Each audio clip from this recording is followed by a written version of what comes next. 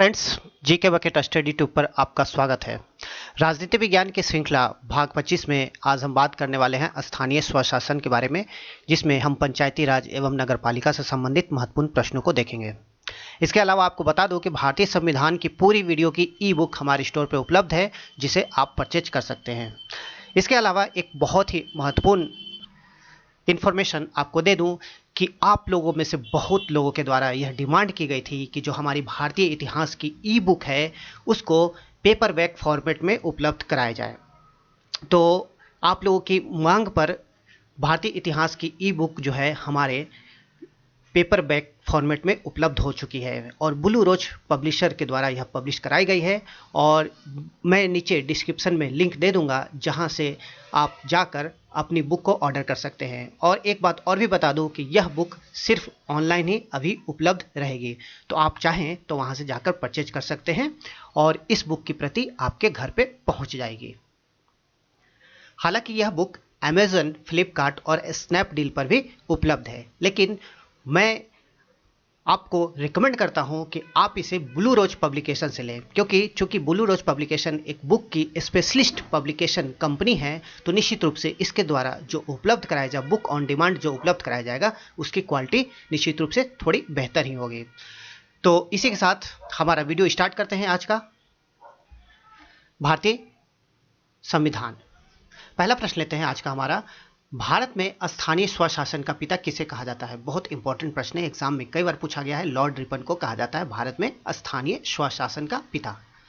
Next question, स्थानीय स्वशासन के लिए मैग्ना कार्टा की संज्ञा किसे दी जाती है? तो मैग्ना कार्टा हम जानते हैं विशेषाधिकारों से युक्त घोषणा होती है। तो स्थानीय स्वशासन का जो मैग्ना कार्टा कहा जाता है वह लॉर्ड रिपन का जो 1882 का संकल्प था उसे कहा जाता है। नेक्स्ट क्वेश्चन है, 1952 में प्रारंभ हुए सामुदायिक विकास कार्यक्रम तथा 1953 में प्रारंभ हुआ राष्ट्रीय विस्तार सेवा के कार्यों की जांच एवं उसमें सुधार हेतु किसकी अध्यक्षता में 1957 में एक समिति का गठन किया गया? तो यह समिति बहुत इंपॉर्टेंट है और आप सभी को पता होगा, बलवंत राय मेहता समिति। तो बलवंत राय मेहता समिति का गठन आपको याद रखना है 1957 में हुआ था। और यह हुआ था किस लिए? क्योंकि राष्ट्रीय विस्तार सेवा के जो कार्य थे और जो सामुदायिक विकास कार्यक्रम था, इन दोनों के जो जांच करना और उसमें सुधार हेतु सुझाव देना।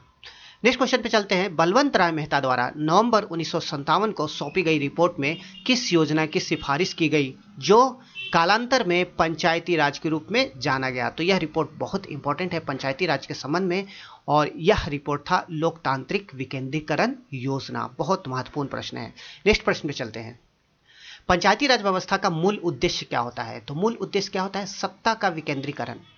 तो लोकतांत्रिक विकेंद्रीकरण और विकास में आम जनता की भागीदारी हो, यह सुनिश्चित करना पंचायती राज व्यवस्था का मूल उद्देश्य होता है। नेक्स्ट क्वेश्चन है, बलवंत राय मेहता की सिफारिश के अनुसार 2 अक्टूबर 1959 को भारत में पंचायती राज का शुभारंभ कहाँ हुआ? कई बार एग्जाम में यह प्रश्न पूछा जा चुका है, पंचायती राज का शुभारंभ भारत में कहाँ हुआ? तो 2 अक्टूबर भी आपको याद रखना है, 2 अक्टूबर 1959, नागौर, राजस्थान। नेक्स्ट क्वेश्चन है, भारत के पंचायती राज व्यवस्था का वास्तुकार किसे कहा जाता है? तो शिल्पकार कह सकते हैं, वास्तुकार कह सकते हैं, और यह है बलवंत राय मेहता। अगला प्रश्न, किस राज्य में 4 स्तरीय पंचायती राज प्रणाली अपनाई गई? सामान्यतः हम देखते हैं कि त्रिस्तरीय पंचायती राज प्रणाली है भारत के अधिकांश राज्यों में, कहीं कहीं 2 स्तरीय भी है, लेकिन पश्चिम बंगाल में 4 स्तरीय पंचायती राज अपनाई गई है। नेक्स्ट क्वेश्चन है, पंचायती राज को संवैधानिक स्थिति प्रदान करने हेतु किसके द्वारा संस्तुति की गई? तो संविधान में स्थान देने के लिए संस्तुति किसके द्वारा की गई? तो एमएल सिंघवी कमेटी। यह कमेटी बहुत इंपॉर्टेंट है, तो आपको याद रखना है। इन्होंने ही सिफारिश की थी कि जो पंचायती राज संस्थाएं हैं, जो पंचायती राज व्यवस्था है, उसको संवैधानिक स्थिति प्रदान की जाए। नेक्स्ट क्वेश्चन है, पंचायती राज व्यवस्था संबंधी कुछ समितियों से संबंधित बहुत महत्वपूर्ण है। इन सारी समितियों को आपको याद रखना है ईस्वी के साथ। सबसे पहले बात करते हैं बलवंत राय मेहता समिति 1957 में गठित हुई थी। उसके बाद अशोक मेहता समिति 1977 में। इसके बाद पीवी के रॉय समिति, यह 1985 में, और एमएल सिंघवी समिति 1986 में। तो ये सारी समितियां आपको याद रखनी है, बहुत इंपॉर्टेंट है पंचायती राज के संदर्भ में। नेक्स्ट क्वेश्चन की ओर चलते हैं।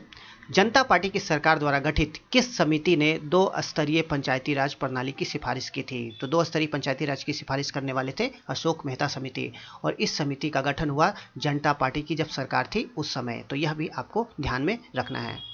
नेक्स्ट क्वेश्चन है, अशोक मेहता समिति की सिफारिशों को ध्यान में रखते हुए किन राज्यों ने पंचायती राज संस्थाओं में सुधार हेतु कदम उठाए?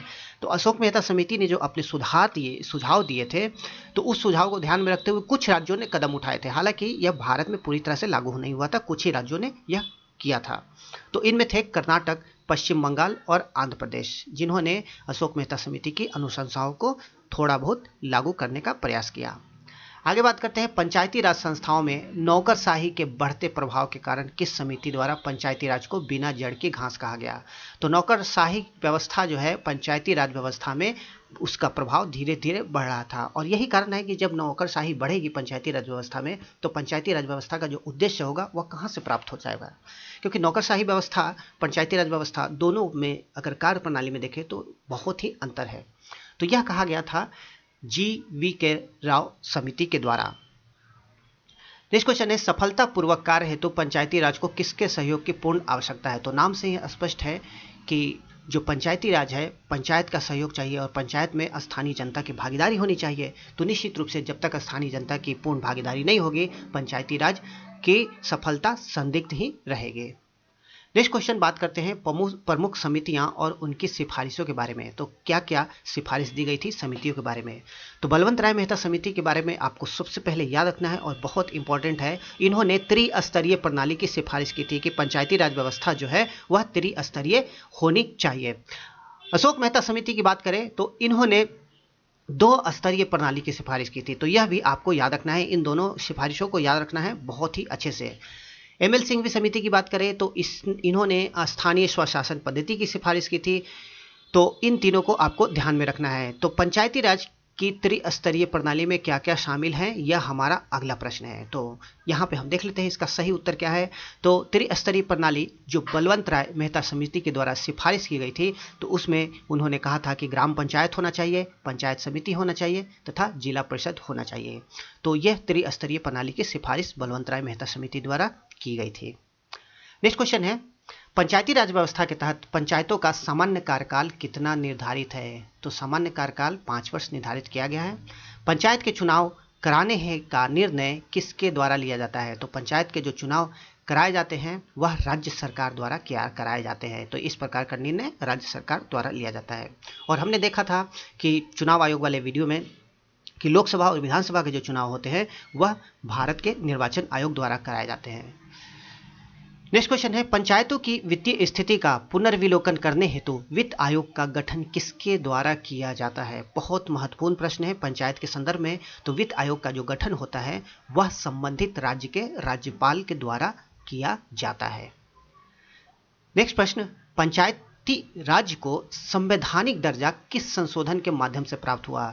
बहुत ही सुपरहिट क्वेश्चन और हर एक एग्जाम में लगभग पूछा ही जाता है। पंचायत की अगर बात हो तो यह मिला था इन्हें 73वें संविधान संशोधन द्वारा संवैधानिक दर्जा पंचायती राज को। नेक्स्ट क्वेश्चन है, 73वें एवं 74वें संविधान संशोधन के समय भारत के प्रधानमंत्री कौन थे? तो बहुत इंपॉर्टेंट प्रश्न है, आपको याद रखना है इस समय भारत के प्रधानमंत्री PV नरसिम्हा राव थे। तो बहुत इंपॉर्टेंट प्रश्न है, इन्हीं के समय में पंचायती राज को संवैधानिक दर्जा दिया गया।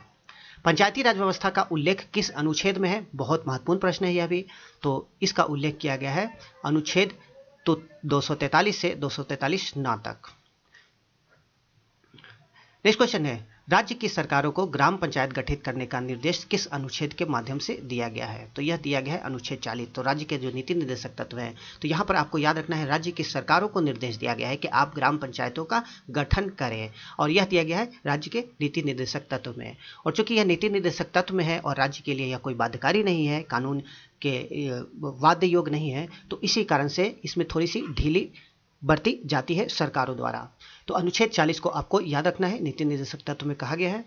नेक्स्ट क्वेश्चन है, भारतीय संविधान की 11वीं अनुसूची में पंचायतों के लिए कुल कितने विषय निर्धारित किए गए हैं? तो जो भी यहाँ पे प्रश्न है बहुत इंपॉर्टेंट है और बार बार एग्जाम में पूछे जाते हैं, तो एक भी प्रश्न आप स्किप ना करें और ध्यान से देखें। तो यहाँ पर 29 विषय टोटल है 11वीं अनुसूची के अनुसार पंचायतों के लिए। नेक्स्ट क्वेश्चन है, पंचायत चुनाव में सभी स्तर पर अनुसूचित जाति एवं जनजाति तथा 1/3 पद महिलाओं के लिए आरक्षित किया जाना किस प्रावधान के अंतर्गत आता है? तो पंचायती राज के जो प्रावधान है कुछ स्वैच्छिक है और कुछ अनिवार्य है।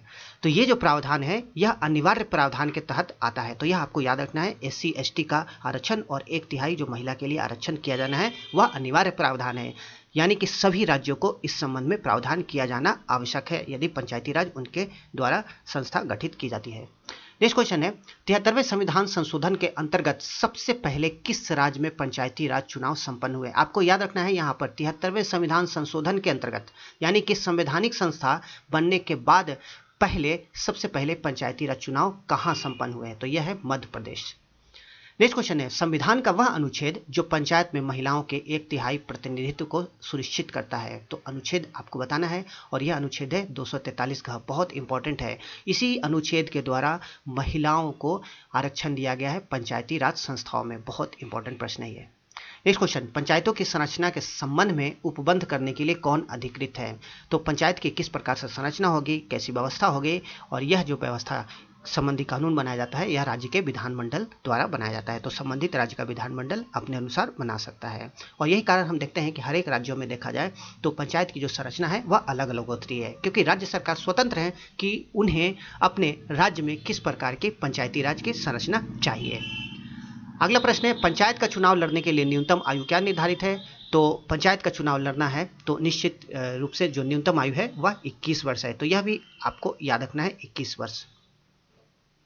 नेक्स्ट क्वेश्चन, ग्राम सभा का तात्पर्य क्या है? तो ग्राम स्तर पर पंचायत क्षेत्र के निर्वाचक नामावली में जो पंजीकृत लोग हैं वे सभी ग्राम सभा के तहत आते हैं।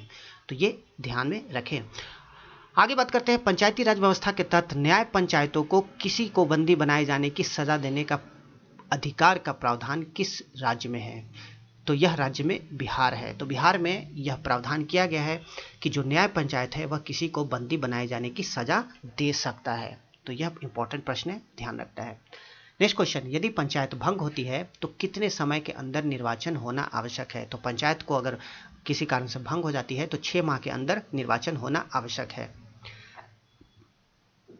नेक्स्ट प्रश्न है, पंचायत समिति के सदस्य चुने जाते हैं तो किस प्रकार से? जनता द्वारा प्रत्यक्ष रूप से, क्योंकि जब पंचायत का जो चुनाव होता है तो हम लोग जाते हैं और वोट देते हैं और हम प्रतिनिधि का चुनाव करते हैं।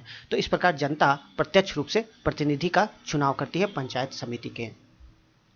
नेक्स्ट क्वेश्चन है, मनरेगा में योजना बनाने, संपादन करने तथा क्रियान्वयन की जिम्मेवारी किसकी है? तो बहुत ही महत्वपूर्ण है। तो देखा जाए तो मनरेगा की सफलता बहुत हद तक जो पंचायत है उनकी कार्यप्रणाली पर निर्भर करती है और जहाँ जहाँ पंचायत अच्छे तरीके से कार्य कर रही है मनरेगा ने वहाँ पर बहुत ही अच्छे परिणाम भी दिए हैं। तो यह बहुत ही इंपॉर्टेंट है ग्राम पंचायत। तो ग्राम पंचायत की जिम्मेवारी है इस संबंध में। नेक्स्ट क्वेश्चन है, भारतीय संविधान के अनुच्छेद 243 के अनुसार सहकारी समिति के निदेशकों की अधिकतम संख्या कितनी हो सकती है? तो संविधान में यह निश्चित किया गया है कि जो सहकारी समिति होते हैं उसके निदेशक की अधिकतम संख्या कितनी हो सकती है? तो इसका सही उत्तर है 21 अधिकतम निदेशक हो सकते हैं सहकारी समिति के। आगे बात करते हैं नगर निगम से संबंधित कुछ महत्वपूर्ण प्रश्न को। तो सबसे पहले देखते हैं, भारत में प्रथम नगर निगम की स्थापना कहाँ हुई? तो यह हुई थी मद्रास में 1687-88 में। इंपॉर्टेंट प्रश्न है, यह आपको याद रखना है। नेक्स्ट क्वेश्चन है, किसी राज्य में नगर पालिका का सीमा क्षेत्र अधिसूचित करने के लिए कौन सक्षम है? तो यह जो सक्षम होते हैं वह उस राज्य के राज्यपाल होते हैं और इनको यह अधिकार होता है कि नगर पालिका के सीमा को अधिसूचित क्षेत्र किस प्रकार से घोषित किया जाए और कितना घोषित किया जाए। नेक्स्ट क्वेश्चन है, शहरी स्थानीय शासन को संवैधानिक दर्जा किस संविधान संशोधन द्वारा प्राप्त हुआ? तो पंचायतों को हमने 73वें संविधान संशोधन द्वारा देखा, जबकि नगर पालिका यानी कि शहरी स्थानीय शासन को देखें तो 74वें संविधान संशोधन द्वारा इसे संवैधानिक दर्जा प्रदान किया गया। अगला प्रश्न है, नगरपालिका के संबंध में संविधान के किस भाग में प्रावधान किया गया है? तो नगरपालिका के संबंध में भाग 9 क और अनुसूची की बात करें तो 12। तो यह दोनों ही आपको याद रखना है, बहुत इंपॉर्टेंट है। नेक्स्ट क्वेश्चन है, 12वीं अनुसूची में नगरपालिका संबंधी कितने विषय हैं? तो पंचायती राज में हमने देखा कि 29 विषय थे, 29 विषय थे, जबकि नगरपालिका संबंधी 18 विषय हैं। नेक्स्ट बात करते हैं, भारत में कितने प्रकार के शहरी स्थानीय शासन हैं? तो भारत में जो शहरी स्थानीय शासन है वो विभिन्न प्रकार के हैं। तो इनकी संख्या टोटल 8 है। तो उन 8 संख्याओं को हम एक बार देख लेते हैं। पहला नगर निगम, दूसरा नगर पालिका, तीसरा सूचित क्षेत्र समिति, चौथा नगरीय क्षेत्रीय समिति, पांचवा छावनी परिषद या छावनी बोर्ड, छठा नगरीय क्षेत्र और सातवां न्यायपत्तन और आठवां अंत में है विशेष उद्देश्य हेतु अभिकरण। तो स्थानीय जो शहरी शासन है उसके हम 8 रूप देख सकते हैं भारत में। नेक्स्ट क्वेश्चन है, केंद्र स्तर पर नगरीय स्थानीय शासन का विषय किन मंत्रालयों से संबंधित है? तो केंद्र स्तर पर केंद्रीय सरकार जो है तो नगरीय स्थानीय शासन का जो कुछ विषय है वह कुछ मंत्रालयों से संबंधित है। तो टोटल 3 है। यहाँ पर हम सबसे पहले बात कर लेते हैं नगर विकास मंत्रालय, उसके बाद रक्षा मंत्रालय। तो रक्षा मंत्रालय किस संबंध में? कैंटोनमेंट बोर्ड जो होता है, छावनी बोर्ड जो हमने देखा, उस संबंध में रक्षा मंत्रालय है। और तीसरा है गृह मंत्रालय। तो गृह मंत्रालय किस में? संघीय क्षेत्र जो होते हैं उनके मामले में। नेक्स्ट क्वेश्चन है, 74वां संविधान संशोधन अधिनियम प्रत्येक राज्य में कितने प्रकार की नगर पालिकाओं की संरचना का उपयोग करता है? तो ये है 3 प्रकार के। पहला देखते हैं नगर पंचायत। तो नगर पंचायत कहाँ? वह क्षेत्र जो ग्रामीण से शहरी क्षेत्र में परिवर्तित हो रहा है, तो वहाँ पर नगर पंचायत की स्थापना की सिफारिश करता है 74वां संविधान संशोधन। दूसरा है नगर पालिका परिषद। तो नगर पालिका परिषद की बात करें तो छोटे जो शहरी क्षेत्र है उसके लिए नगर पालिका परिषद की सिफारिश करता है, और नगर पालिका निगम जो होता है वह बड़े शहरी क्षेत्रों के लिए होता है।